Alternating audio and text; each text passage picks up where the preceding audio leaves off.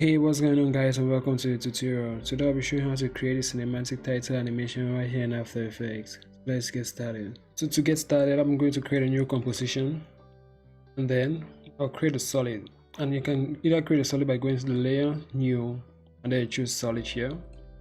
Or you can still just press Ctrl Y on your keyboard, and then I'll choose a cyan blue color here. Then I'm going to create a mask, and to create a mask, I'll take the circle shape tool, set the fill to white and the stroke to none, and then select this solid layer, and I'll draw the circle, and I'll hold Ctrl Shift to draw a perfectly round circle just like this. Then I'll reposition this right down here under the mask. I'm going to increase this fader amount somewhere around here. As you can see, if I just drag this mask like this, it's going to give this hard cut here. And to avoid that kind of mistake, you double click on this circle here before you can readjust this mask so that it moves perfectly. It moves the mask and not the solid layer. And I'll position it somewhere around here just for now. I'm going to duplicate this solid layer here. Press Ctrl Shift Y to change the color. The color that matches perfectly with this cyan is the magenta color, like this. And I also double click here, and I reposition this magenta color somewhere around here. Yeah, this will work just fine.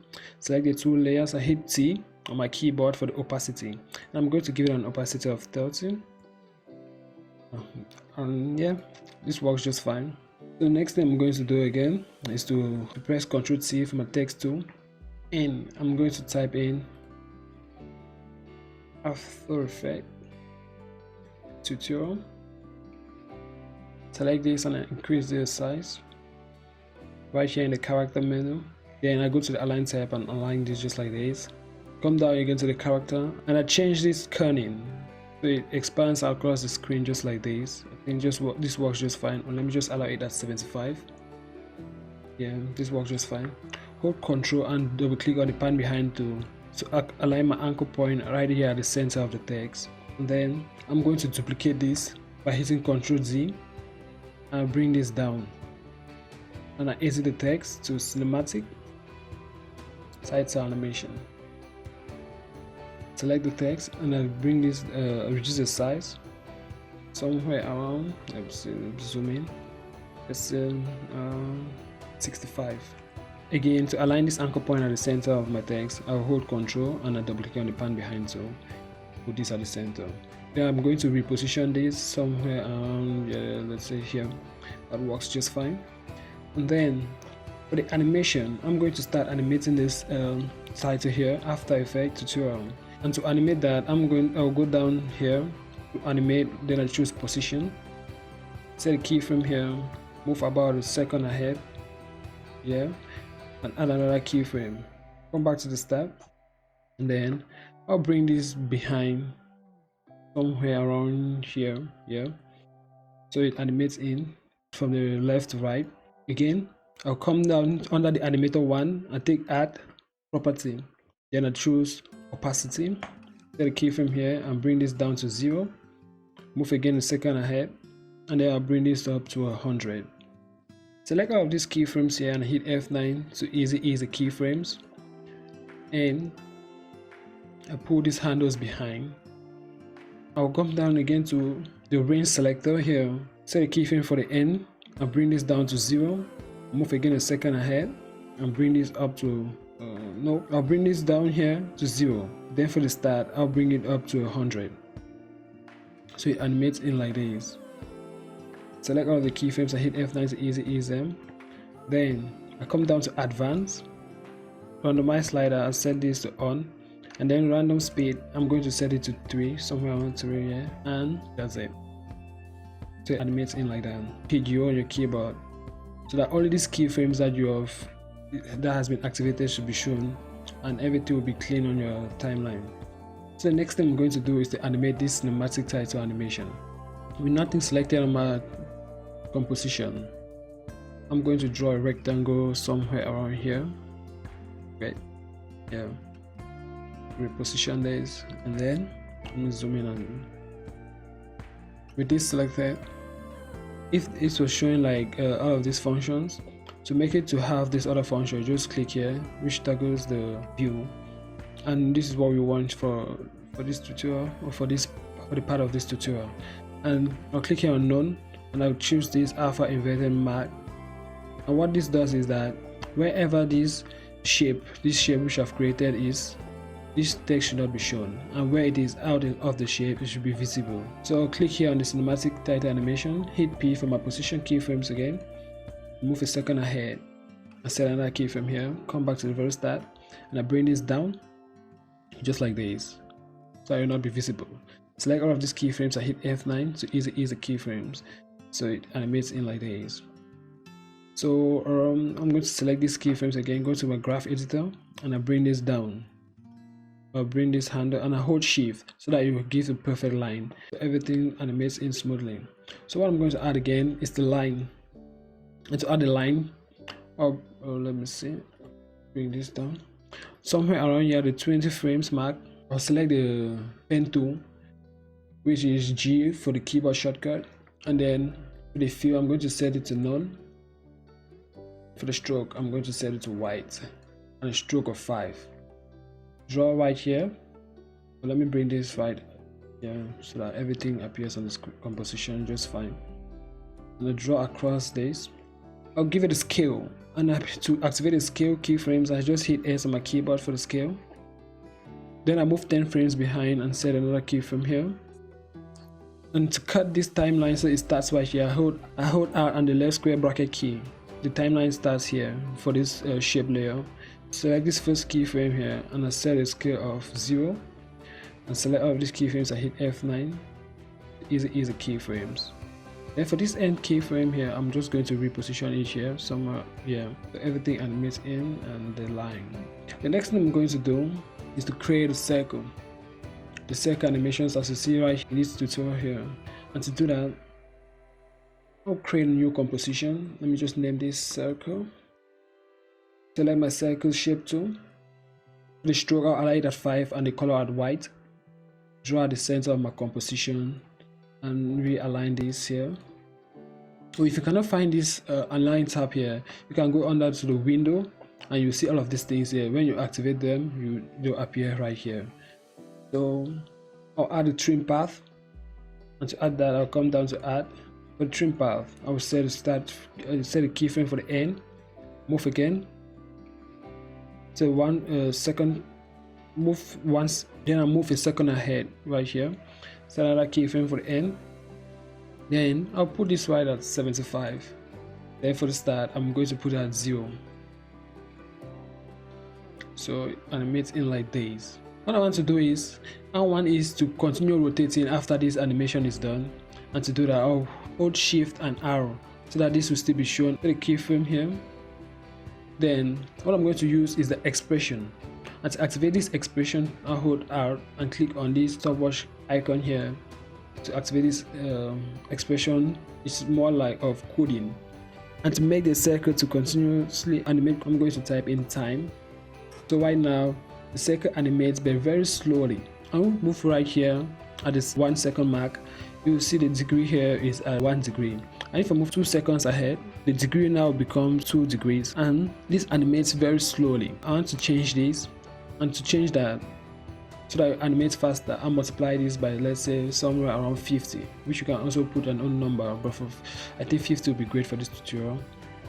Which you see now keeps animating just like that, and very easy. Forgot to ease these keyframes here from our trim path. I'm going to duplicate these keyframes and then hit S for scale, and I reduce this some. Let me bring this timeline here. Yeah, something close to this. Then press R again. Come down to the expression. You can see this animates the same at the same speed and frequency, which I don't like that. So for this expression, I'm going to put something about -30. So they animate differently. Right click on this, go to transform and flip vertical. Oh, sorry, flip horizontal. See right now, yeah. And then for the trim path also, I'm going to change this amount here to somewhere about around 45. So they really animate differently.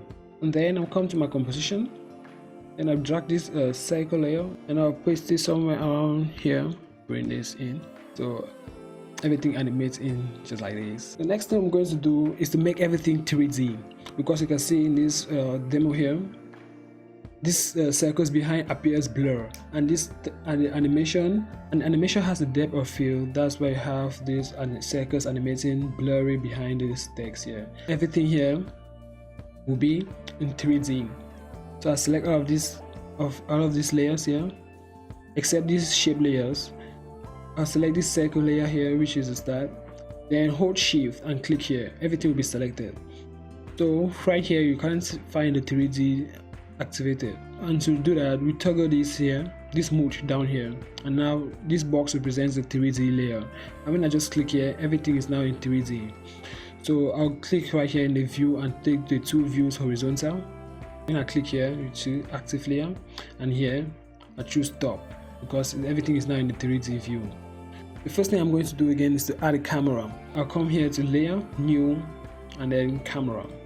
Or the keyboard shortcut is Ctrl Alt Shift and C for the camera, which is very nice to know. And then to set a keyframe here, I'll come down to transform, set a keyframe point of interest and position, move right at the end of this composition here and set another keyframe here. Go to the very start, now, and then right here in this 3D view, all of these layers are represented right here. Like you see, if I click on this circle here, you will see this is a Z axis, X axis, and the Y axis is somewhere around here. And I want this circle layer here to be far behind. So I'll select this, I'll select the layer, come right here in this blue handle, click, and I bring this behind just like this, so that you appear right behind, like in a 3D world where the text will be in front and the circle will be behind. So that when I come right here again in the camera layer, and then I choose camera options, I activate this depth of field, set a keyframe for the focus distance, and I go right at the end, set another. This will give it a depth of field, because right now, let me just do it and you see right here, I'm going to everything's nice here. Go to the end. Now right here, I'll bring this just down a little before this point of interest, or let's say this focus distance. This focus distance should just be down, just be before this, because this red line here, After Effects tutorial, this line represents that. So I want it just to be here, below it. And then I move right at the end, the focus distance, and I bring this, okay, I allow it here, right on top of the After Effects tutorial. Increase the aperture.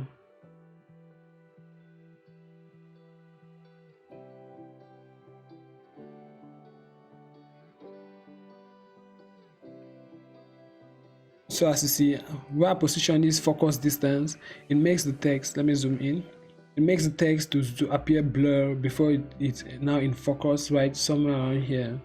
And that's what I want here. But let me just bring this aperture down a little. I think that will be just fine. Select these two keyframes, hit F9 to ease the keyframes, press U again to collapse the keyframes, and then for the start, for this position here, I'll allow the camera here, but here at the end of these keyframes, I'll reposition this camera to zoom in.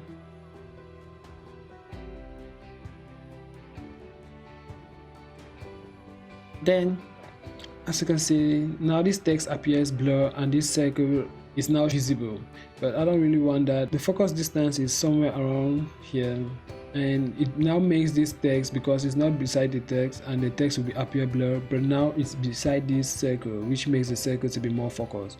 So to adjust that, I'll come to the focus distance by seeing the distance right here on this other display. I'll bring this down. The text now appears visible, more visible, and the circle remains blurred. Great. So now everything now works so cool. Then I select all of my keyframes again, as usual. Hit F9 to ease them. Then I go to the graph editor and I change these handles. The next thing I'm going to do is come back to the circle composition, Then I copy this outermost circle by pressing Ctrl C to copy. Then I select this camera here and I paste this so it appears just above this camera layer. And now you see this circle is not a 3D layer, and I'll activate it by clicking here.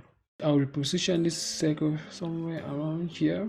Maybe just bring this timeline here, and I reposition this circle here. Change this view here. Press S for scale, and I put a scale of 120, or let's say 110.